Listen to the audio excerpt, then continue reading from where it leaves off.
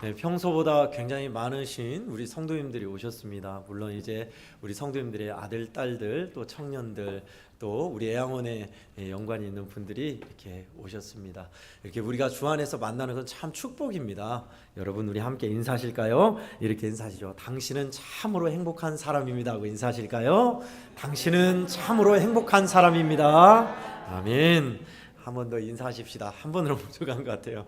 만나서 참말로 반갑습니다. 참 잘 오셨습니다 하고 인사하실까요? 만나서 참말로 반갑습니다. 참 잘 오셨습니다. 아멘. 네, 이제 여기를 보시고요. 어느 마을에 이런 일이 있었습니다. 마을에 큰 비석을 세우는 제막식이 있었습니다. 제막식을 한다고 많은 사람을 불렀고 음식도 많이 차려놨고요. 그래서 제막식을 하는데 제막식 과정에서 많은 행사를 했습니다. 돈을 많이 들였어요. 근데 사람들은 그 제막식이 기쁘지 않았습니다. 그 제막식이 뭐냐면 비석을 크게 세우는데 그 비석이 송적비예요. 이 사람은 좋은 사람입니다 라고 쓴 아무개 누구라고 하면서 자기의 공적을 내세운 비였습니다. 남이 세워주면 좋은데 자기 돈을 들여서 자기가 세운 거예요. 자녀들 모아놓고 그렇게 세웠어요. 세운 것까진 괜찮았어요.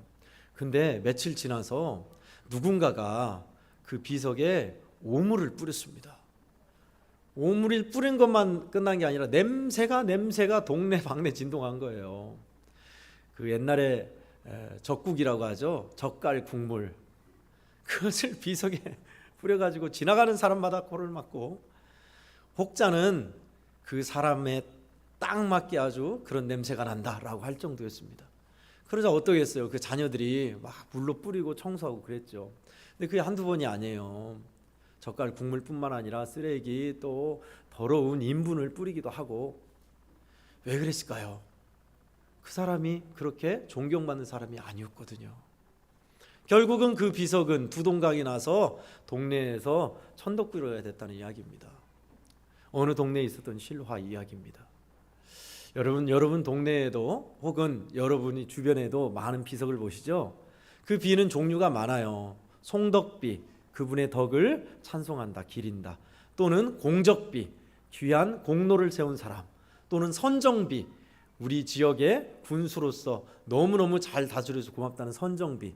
망향비도 있어요. 고향이 수몰되어서 고향을 그리워하면서 사람들이 뜻을 모아 세운 비석. 또 여러분이 너무너무 추석에 자주 보는 여러분의 조상들의 묘비가 있지요. 우리는 그런 많은 비석을 봅니다. 여러분 우리 애양원교회 오면서 애양원교회 맞은편에 또 비석이 하나 있죠. 손야 목사님 순교 기념비. 비석은요 이렇게 많은 일들을, 내용들이 중요해요. 어떤 내용이 쓰여 있는 비석인가가요. 오늘 본문도 비석이 나옵니다. 오늘 성경에는 두 비석을 우리가 보려 해요. 첫 번째 비석은 여러분이 알고 있는 다윗의 아주 똑똑하고 걸출한 인물이었던 다윗의 아들 압살롬이라는 사람이 자기 스스로 비석을 세운 이야기가 나옵니다. 압살롬이 왕들이 묻혀있는 그 골짜기에 자기 비석을 세운 거예요. 좀 미안하죠? 자기가 죽고 나서 비석이 서야 하는데, 생각하기를 나는 아들이 없으니 내 비석을 세워줄 사람이 없으니 미리 내가 살아있을 때 비석을 세우겠다는 거예요. 뭐였을 때요? 그가 왕이 되었을 때. 그러니 초라한 비석은 아니었겠죠. 비석을 세우고 그 내용이 좀 궁금합니다. 저는 아마도 나 압살롬은 이러이런 왕이다 라고 했을 거예요. 그 비석을 세워놓고 그는 왕으로서 선정을 편 게 아니라 그가 이제 반란을 일으켜서 죽임을 당하죠.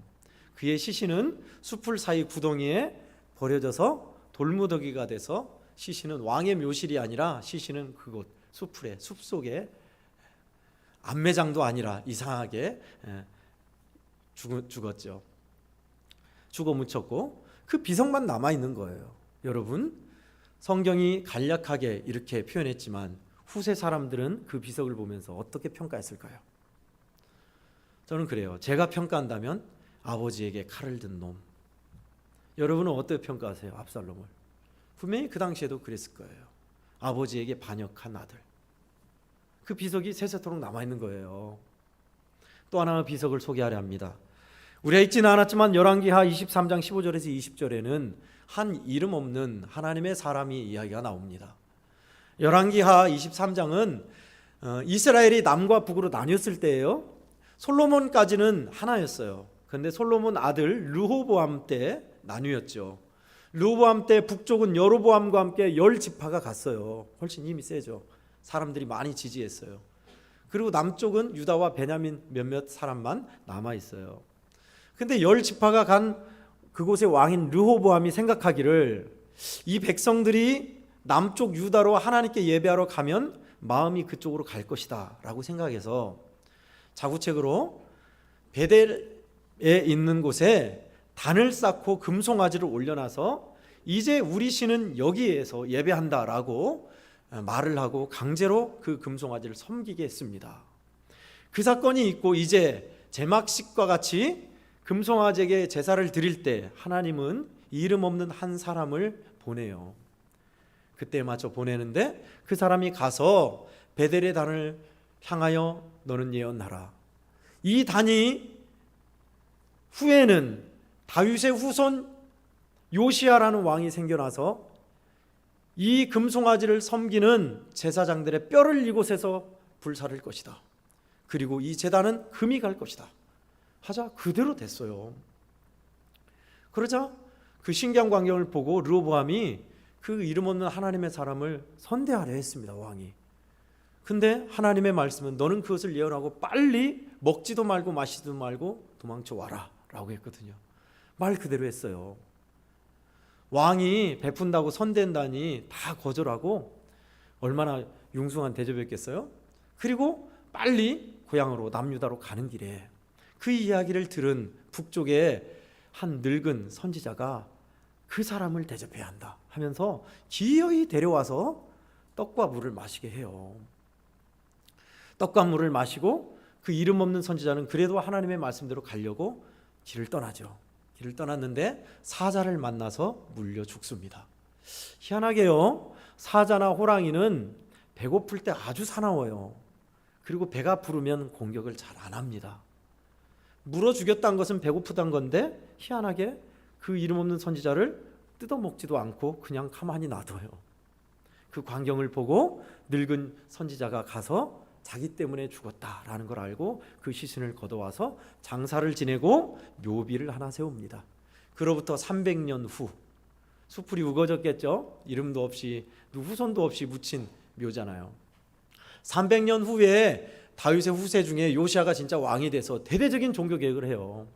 북쪽 지방까지 종교개혁을 하면서 모든 산당을 제거합니다. 그러면서 여로보암 때 세워놓은 300년 전에 세워놓은 그 제단까지 헐어버리고 정리하려 해요. 그러자 보니까 그쪽에 섬겼던 제사장들이 있었거든요. 그래서 제사장들의 묘를 파내서 그 뼈를 저 위에다 불사르라 한 거예요. 예언대로 이루어진 겁니다. 근데 그 뼈를 파다 보니까 무슨 비석이 하나 있어요. 이게 무슨 비냐 물어봤더니 300년 전에 남쪽 유다에서 올라와서 하나님의 말씀을 예언한 이름 없는 하나님의 사람의 비석입니다. 그가 예언한 것이 이 금송아지 상을 섬겼던 제단이 제단 위에 제사장들의 해골을 불사를 거라는 예언을 했던 선지자입니다. 하자 요시야 왕이 그 하나님의 사람 묘실은 그대로 두라라고 한 거예요. 그래서 많은 이들이 300년 전에 예언했던 하나님의 말씀이 그대로 이루어졌다라고 하면서 그 묘비를 볼 때마다 그 이름 없는 하나님의 사람을 기억했죠. 자, 두 묘비 이야기를 여러분들이 들으셨습니다. 성경에 나와 있는 두 묘비. 여러분, 하나는 자기의 영광을 위해서 세운 묘비였고 하나는 하나님의 말씀에 순종하며 살았다가 죽은 묘비입니다. 결국 세간의 평가 어떻게 됐죠? 그렇습니다. 오늘 이 말씀은요, 우리에게 너무나 익숙하게 또는 친숙하게 다가옵니다. 특히나 추석날에 여러분들은 여러분의 선조, 여러분의 부모 아니면 조부모 또는 증조부모 묘소를 한 번씩은 볼 거예요. 보고 성묘를 할 겁니다.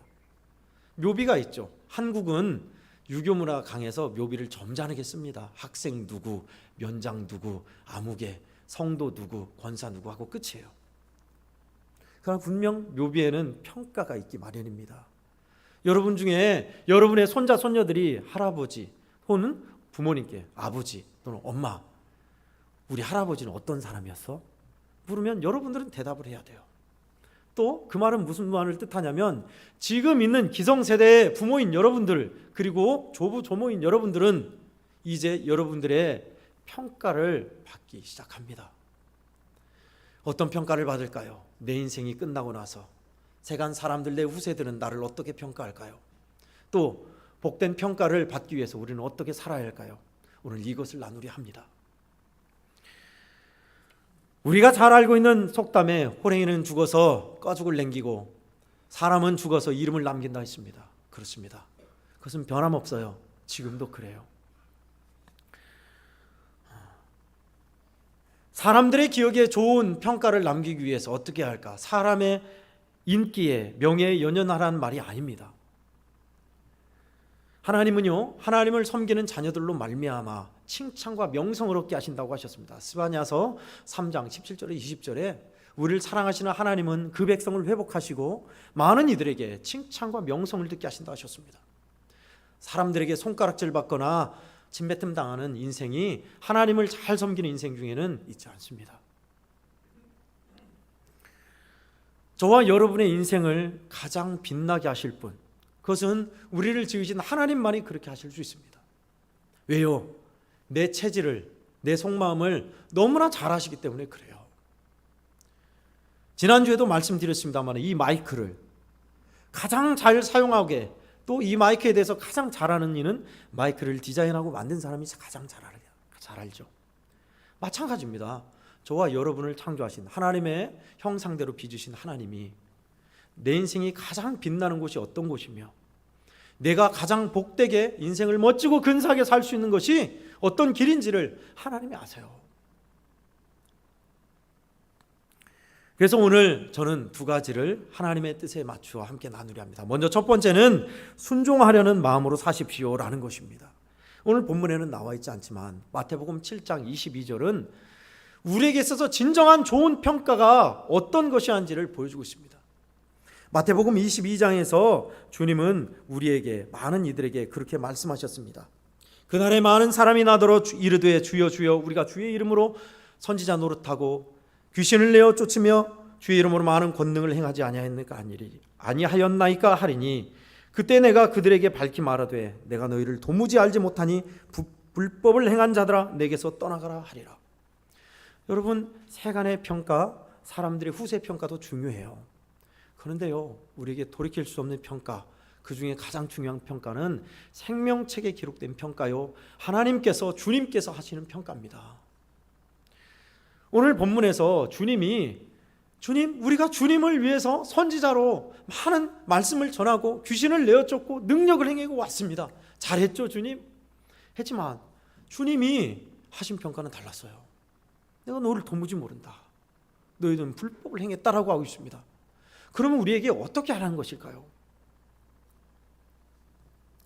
나더러 주여 주여 하는 자마다 다 천국에 들어갈 것이 아니요 다만 하늘에 계신 내 아버지의 뜻대로 행하는 자여야 하리라. 아멘. 그래요. 하나님의 뜻대로 살려고 돌이키는 사람, 주님의 뜻대로 행하려고 순종하려고 애쓰는 사람, 하나님의 말씀대로 살았던 사람들, 그것이 하나님께서 기뻐하시는, 주님이 정말 잘했다 칭찬하신 사람이라고 우리에게 가르쳐주고 있습니다. 여러분, 우리의 변화의 시작점이 어디일까요? 나 이렇게 살지 않을 거야. 나 다르게 살 거야. 좀 달라져 볼 거야. 하는 데에서 변화의 시작점입니다. 심심풀이로 읽었던 책 중에, 지난주 중에 인생을 살아있는 동안 해야 할 일이라는 책 중에 나와 있는 내용입니다. 3주간 습관 고치기.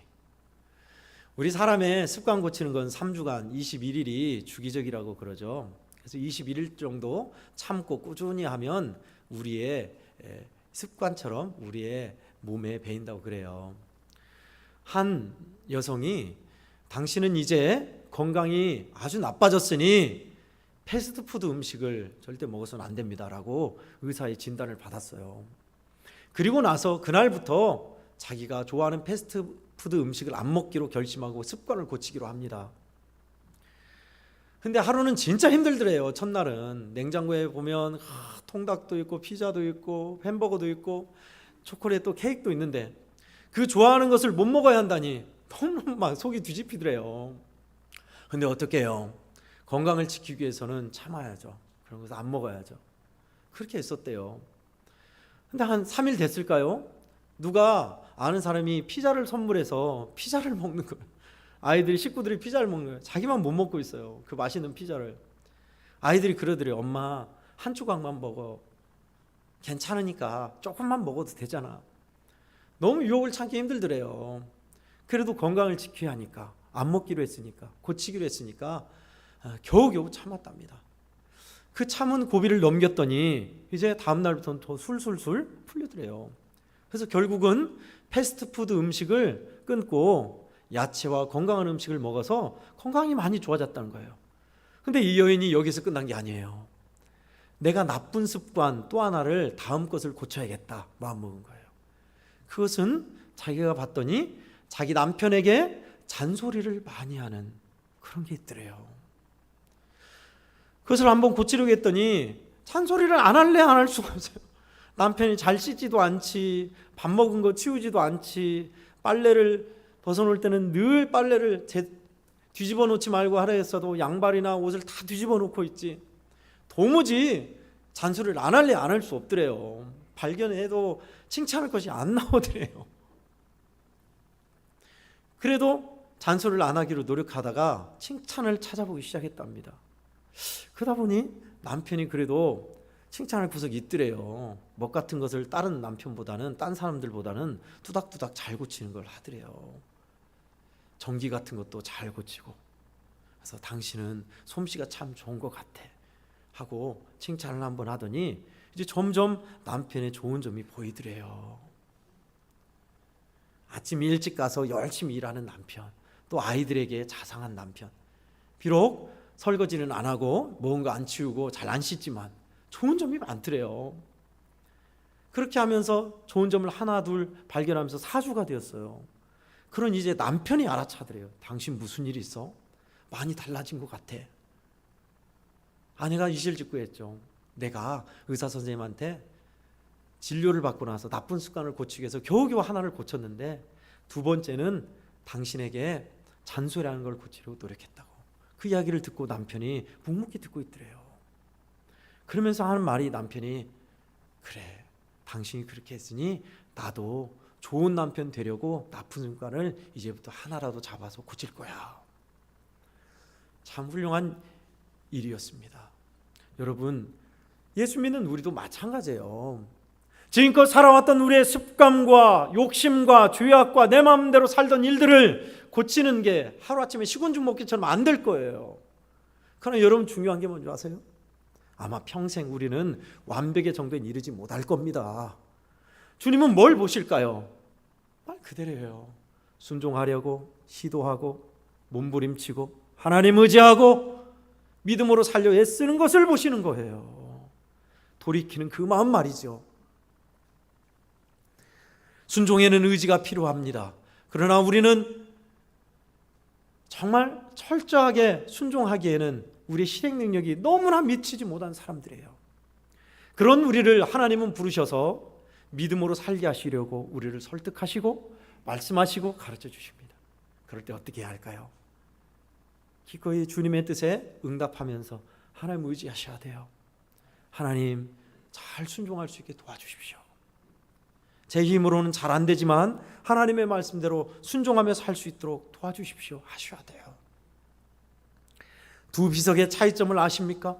압살롬은 자기의 원하는 대로 자기의 야망으로 비석을 세웠습니다. 그 비석은 결국 자기에게 고스란히 돌아왔습니다. 아버지에게 칼을 겨눈 사람. 그러나 이름 없는 한 하나님의 사람은 하나님의 말씀대로 먼 곳 베델의 단까지 가서 예언을 전하고 비록 사자에게 물려 죽었지만 하나님의 말씀을 이룬 사람으로 칭송을 받았지요. 여러분, 여러분의 인생이 어느 길을 가고 있습니까? 우리는 우리의 비석을 쓰고 있는 사람들입니다.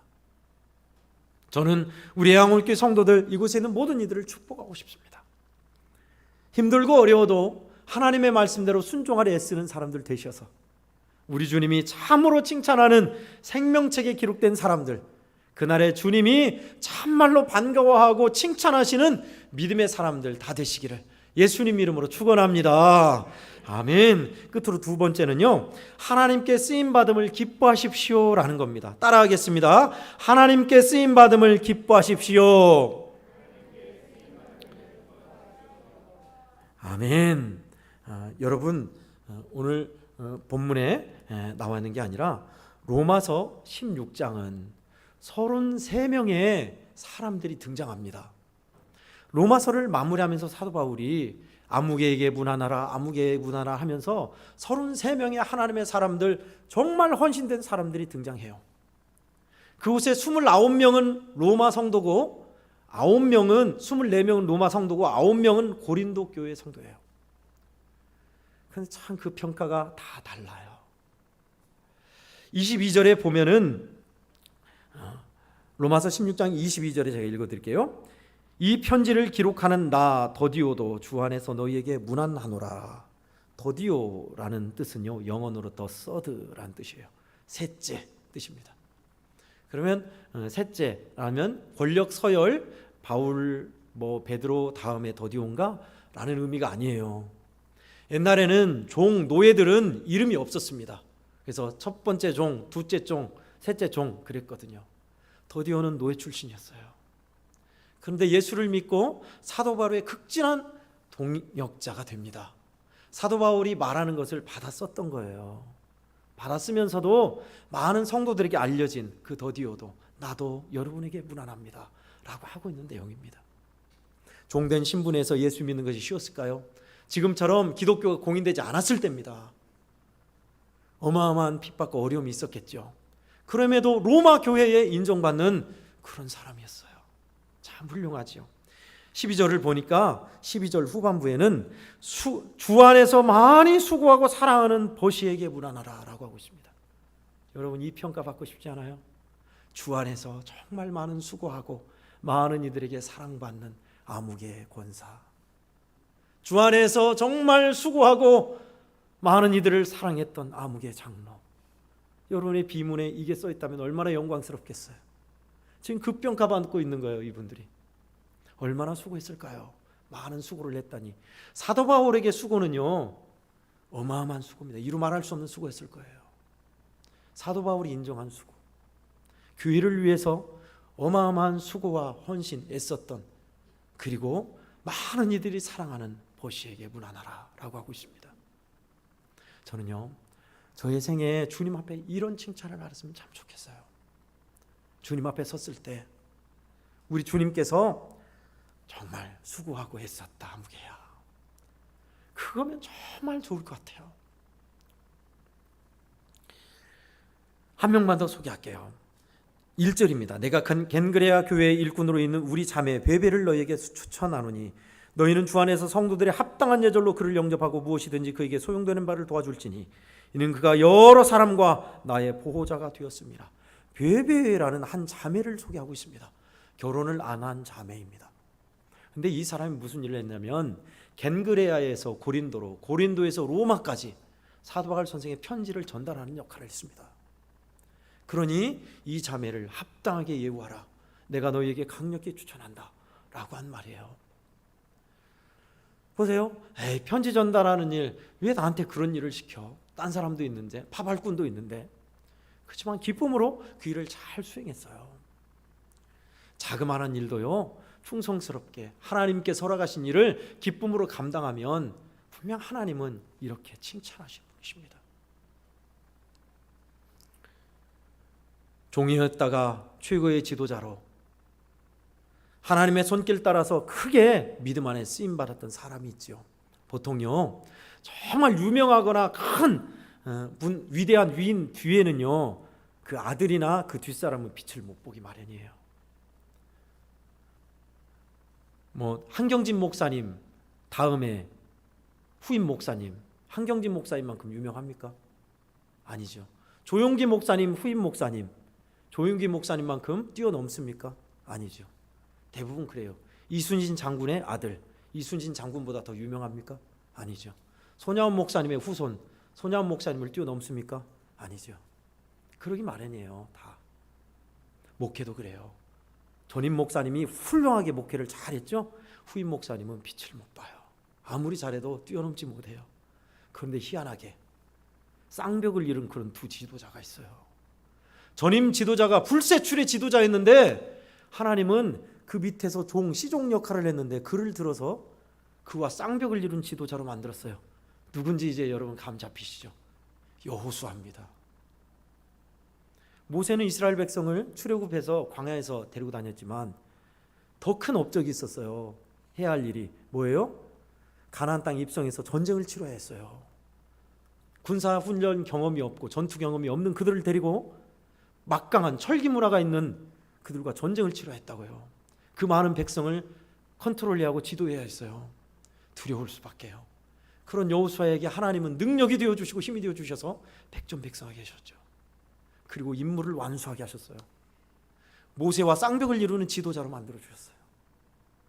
여러분 무슨 말 하는 거예요? 저와 여러분이 하나님의 손에 붙들리면, 하나님께서 나를 이끄시고 쓰시는 것을 기뻐한다면 저와 여러분의 인생은 실패하지 않아요. 정말 믿음 안에 근사한 인생이 될 수 있어요. 저는 그런 사람들을 많이 봤습니다. 아무개 권사님, 그 교회의 헌신의 별이었어. 아무개 장로님, 그 교회에서는 없어서는 안 된 교회의 심장 같은 분이셨어. 우리 교회도 있어요. 모 장로님, 그 장로님 사랑 장로님이셨어. 아무개 장로님 애양원의 영웅 같은 분이셨어. 그 명성을 쫓으란 것이 아니라 하나님의 뜻을 따라 하나님께 사용받는 것을 기뻐했더니 그렇게 된 거예요. 그렇게 되려고 한 게 아니라, 여러분 저와 여러분이 아무리 작은 일이든 큰 일이든요, 하나님이 쓰시는 것을 기뻐하면서 감당하면요, 여러분의 인생은 그런 빛나는 칭찬과 명성이 나중에 따라오게 돼 있습니다. 아멘. 자녀들에게, 손자들에게 여러분은 어떤 평가를 받고 싶으세요? 물론 내가 받고 싶은 평가가 있을 겁니다. 그러나 하나님 앞에 평가받는 게 제일 중요하고요, 오늘 말씀 가는 것처럼 하나님께서 내 인생을 쓰실 때 기뻐하시면 나중은 하나님이 책임지시더라고요. 하나님께서 늘 하나님의 뜻을 따라 내가 할 일이 많지 않으니, 나는 몸도 연약하고 노쇠했으니 할 일 없다신 분들이 계시죠? 기도 권사님이 되어주십시오. 아무개 집사님, 아무개 권사님, 그분 우리 교회 기도 권사님이셨어요. 기도 어머니셨어요. 후세에 우리 젊은이들이 평가를 할 겁니다. 어떻게요? 하나님께 쓰임받기를 기뻐한다면 여러분은 빛나는 이름을 갖게 될 거예요.